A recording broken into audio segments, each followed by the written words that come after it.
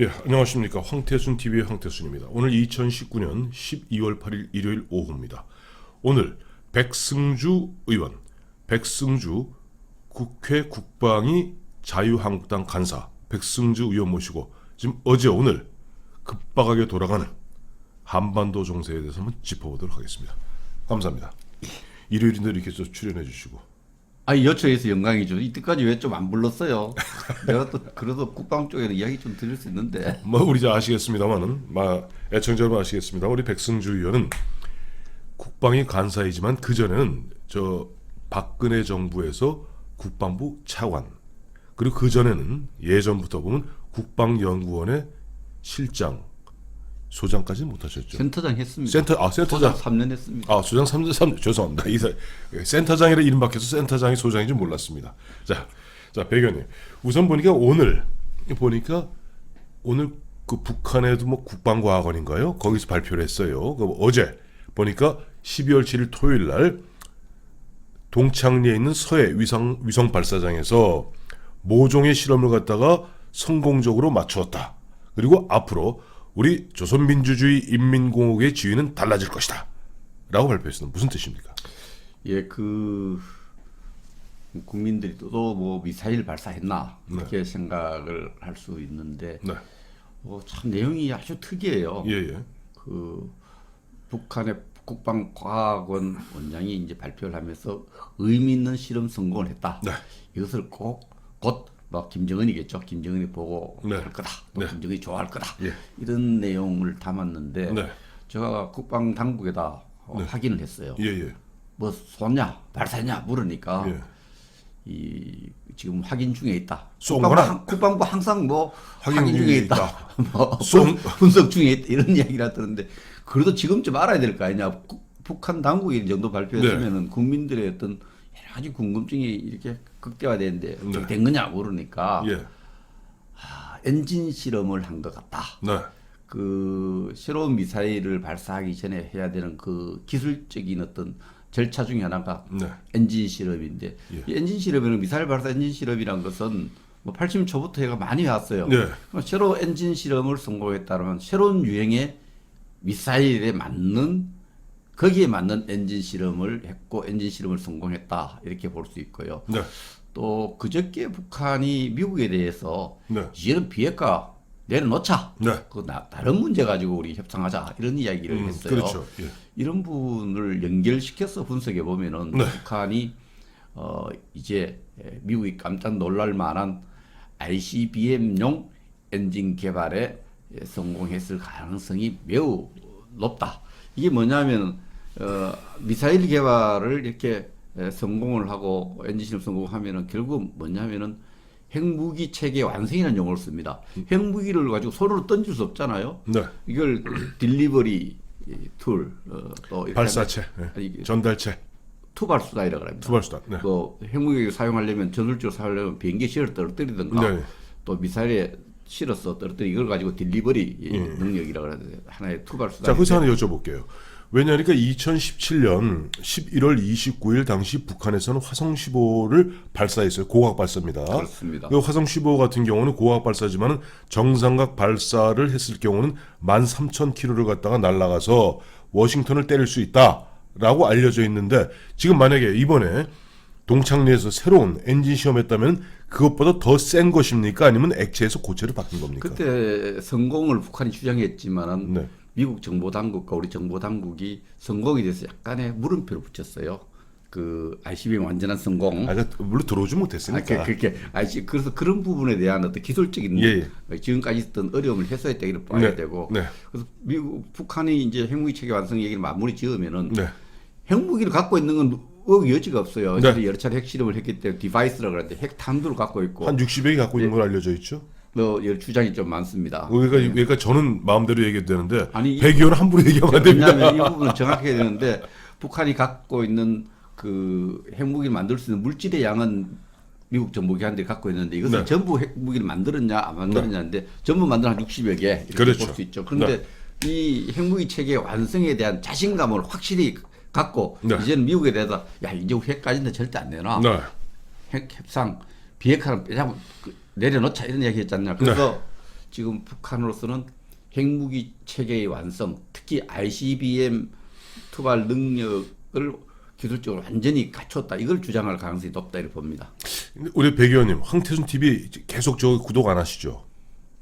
오늘 돌아가서 구독 신청을 좀 하겠습니다. 안 되겠습니다. 혼내드려야겠습니다. 왜냐니까 지금 우리 백 의원이 말씀하셨던 이런 부분들은 우리 백 의원 앞서도 말씀드린 바와 같이 국방부 차관을 전하셨고 국방부 차관 하시기 전에는 국방연구원에서 센터장까지 쭉 평생 갔다가 이 북한 문제, 미사일 문제, 핵 문제, 이 국방 문제를 연구해 오신 대한민국의 유명한 학자 출신입니다. 근데 황태순 TV를 안 보세요. 왜 안 보냐? 왜 황태순 TV에서 우리 백 의원이 말씀하셨던 그 얘기를 갖다가 1년 내내 온 거예요. 야당 의회라고 안 부르는 거 아니에요? 아이고, 야당 역으로 노란딱지 붙어갖고 광고 떨어질까 싶어서. 아이고, 그런 소리 마세요. 지금 보면은 황태순 TV는 지금 보면은 저 예전에 아시겠습니다만 종편에서 자기들 비위 상하게 했다고 그래갖고 저 보면 2017년 3월 30일자로 방송에 얼마나 압박을 넣는지 방송사에서 울며 불며 저를 갖다 내보냈잖아요. 시중에 얘기를 들으니까 황태순에 대한 여러 가지 노란 딱지가 붙어서 공중파든 뭐 종편이든 부르지 않고 또 이 뭐 유튜브에도 뭐 이런 광고에 상당히 제약을 가한다 이런 소문이 많은데 오늘 딱 들어보니까 사무실 보니까 그런 것 같아요. 아니 뭐 이거 1년째 그런 거니까. 그리고 어쨌든 중요한 건 보니까 어제 마침 보니까 트럼프 대통령이 어제 오전 11시에 트럼프가 먼저 요청해서 문재인 대통령이 통화를 했어요. 30분 동안.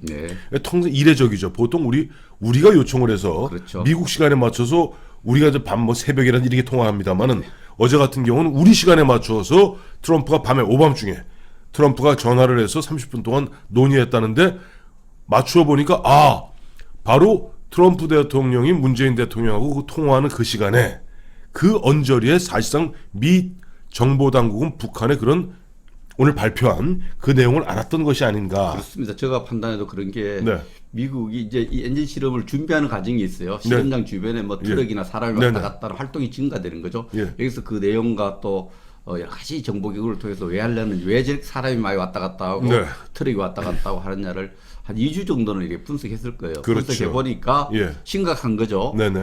심각한 상황을 봤기 때문에 한 뭐 2주 안에 보면 뉴스를 보면은 트럼프 대통령도 북한에 대한 군사적 어떤 수단을 통해서 북한을 다룰 수 있다는 이런 얘기를 한 것도 있고 또 그거 말씀하시니까 미국의 관리들도 우리 한 번도 군사 옵션, 군사적 수단을 갖고 북한 내려놓은 적 없다. 처리한 적이 없다. 아까 말씀하신 데 트럼프 대통령이 그 얘기했잖아요. 우리 북한을 갖다 한마디로 이제 군사력으로 한번 혼내줄 수 있다는 취지의 얘기하니까 북한의 총참모장인가 하는 친구가 우리가 그러면 바로 즉각적으로 대응하겠다. 그러면 즉각적으로 대응하면 우리만 작살나는 건가요? 그런데 지금 우리가 이제 우리 정부의 논리는 그렇죠. 북한과 미국 간에 이렇게 군사적 충돌이 되면은 이것이 한반도 전체가 새로운 전면전의 상황이 오고 우리가 감당하기 힘들다. 그래서 평화 모드로 가야 되고 북한에 좀 양보해야 되고 미국에 좀 이런 입장을 갖고 있는데 이런 데 대해서 서로 기싸움 아닙니까? 기싸움에서는 이기는 게 중요합니다. 저 가지고 북한이 군사적으로 도발하면은 한반도 전체가 뭐 어려워지고 이래서 미국에 대해서 어떤 스탠스를 형님 좀 참아주세요. 그렇게 하기보다는 이 치열한 기싸움에 우리가 어떻게 한미 동맹을 굳건히 믿고 북한이 좀 기존의 핵 정책을 바꾸는 그런 기회로 전화위복의 기회로 삼을 그런 기와 결기, 당당함 이런 것이 당당한 모습이 필요하죠. 이제 본격적으로 다른 얘기하기 전에 요 얘기는 좀 마무리 짓고 싶은 게 결국 보면 이제 김정은이가 올 2월 말에 있었던 하노이 회담에서 그야말로 박살이 나지 않았습니까? 박살이 나고 난 다음에 미국에 대해서 미국을 의식해서 13차례에 걸쳐서 뭐 우리식으로 얘기하면 발사체, 우리 국방 당국식으로 얘기하면 정확히 미사일이죠. 탄도미사일과 그다음에 이제 대구경 방사포 등을 13차례 쏘았고 거기다 미국을 향해서 연말까지 새로운 계산법을 갖고 나와라 라고 윽박지르는 건데 마지막 미국이 꿈쩍도 안 하니까 이제 한번 지르면서 실질적으로 ICBM을 발사할 가능성도 배제할 수는 없겠죠. 그렇죠. ICBM 능력을 보여줄 가능성이 높습니다. 이제 북한이 지금 하노이 회담에 이제 우리 흔히 노딜 네. 아무런 합의가 예, 합의가 예. 없었어. 네. 뭐 기차 타고 베트남을 거쳐서 갔지 않습니까? 그 먼 길 가고 빈손으로 돌아갔는데 좀 힘들었을 거예요. 힘들었을 거예요. 그때 관점 두 가지예요. 그 북한은 미국에 대해서 네. 제재 완화를 원했죠. 네.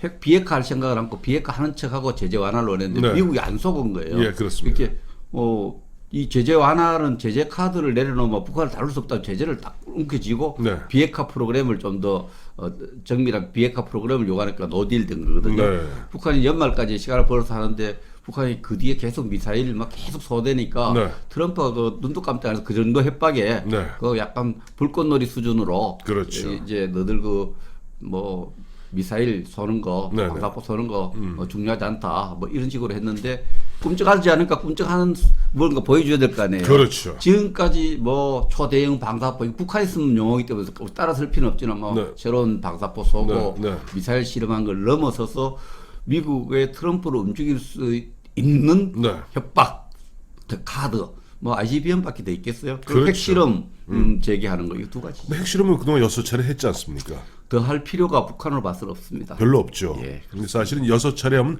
핵실험 자체는 완성된 거 아니에요? 파키스탄이나 인도라든지 핵을 개발한 나라들 수준으로 5번, 6번 하면은 네. 핵탄두를 만드는 것이 이미 완성된 거예요. 기술적으로 검증되기 때문에. 그렇습니다. 그것을 전술적으로 실제 사용하는 투발 수단만 개발하는 투발 수단을 많이 보여줬거든요. 그렇죠. 그래서 이제 이 거리를 좀 해서 미국 너 심장을 때릴 수 있다. 네. 이 ICBM 트럼프 계속 미국 국민들한테 핵 실험 안 했고 이제 ICBM 실험하지 않았지 않느냐. 내가 이게 외교적 큰 업적이다. 돈부갈 업적이다 이렇게 했는데 북한이 이걸 그 업적 깰 수 있는 거죠. 먹칠할 수. 그러니까 지금 트럼프 대통령이 그 얘기하잖아요. 김정은 씨가 미국 대선에 섣불리 개입하는 그런 어리석은 짓은 하지 않을 것으로 본다. 아유 살아있네요.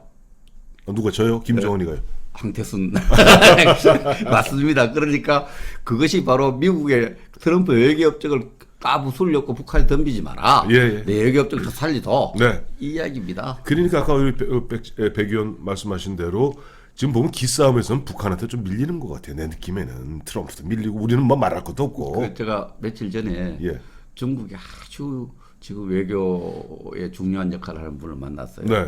저보고 한 이야기가 북한 이야기하다가 북한이 참 외교는 잘하지 않습니까? 작은 나라 그렇게 이야기하더라고. 외교를 왜 잘하냐? 아 중국 그 인사가. 중국의 외교 아주 중요한 인사. 그래서 그 제가 이렇게 역사적으로 북한은 네.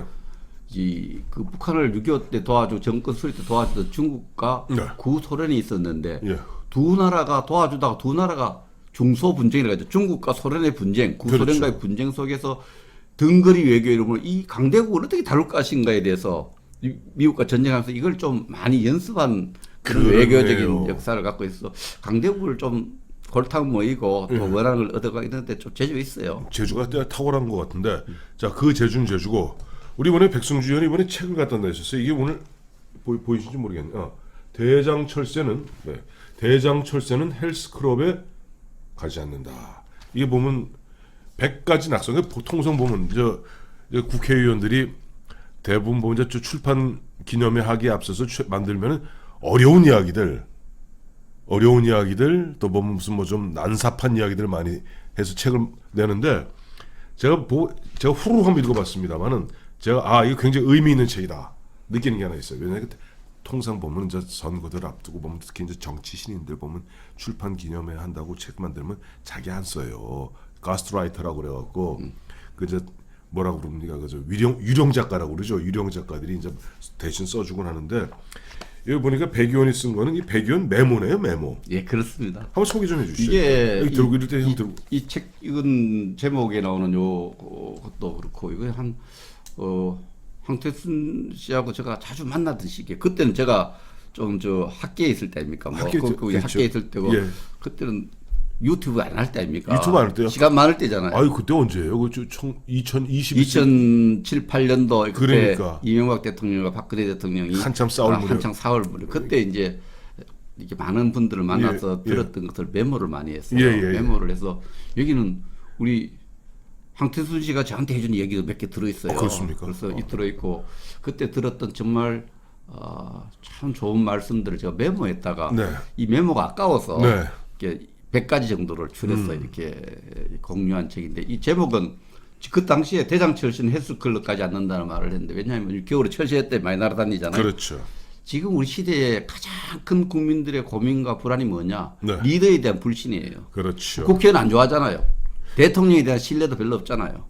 솔직하시네요. 그렇죠. 이 국회의원에 대한 신뢰도 없고 대통령에 대한 신뢰도 없고 고급 관리 장관에 대한 신뢰도 없는데 예. 이 전부 대장철새들은요.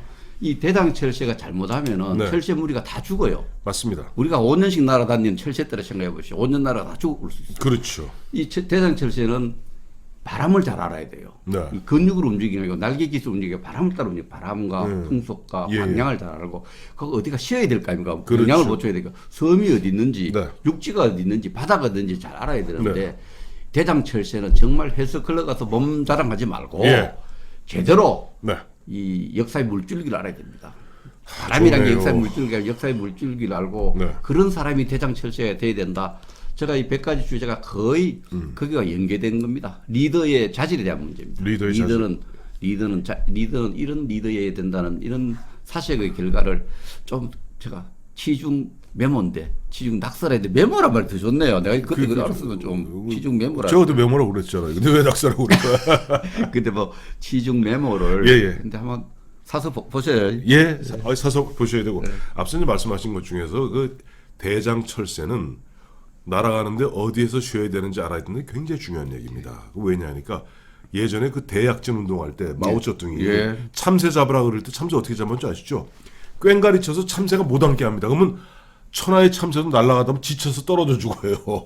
바로 그겁니다. 그러니까 대장철새는 바람도 알고 역사의 물줄기, 그다음에 어디가 남이고 어디가 북이고 어디가 동이고 어디 서는지 방향을 알아야 되고 무엇보다도 가다가 지쳐있는 이 같은 무리들이 어디에서 쉬면서 또 원기를 보충하고 새로운 용기를 갖고 새로운 출발할지를 알아야 되는 것이 대장철새죠.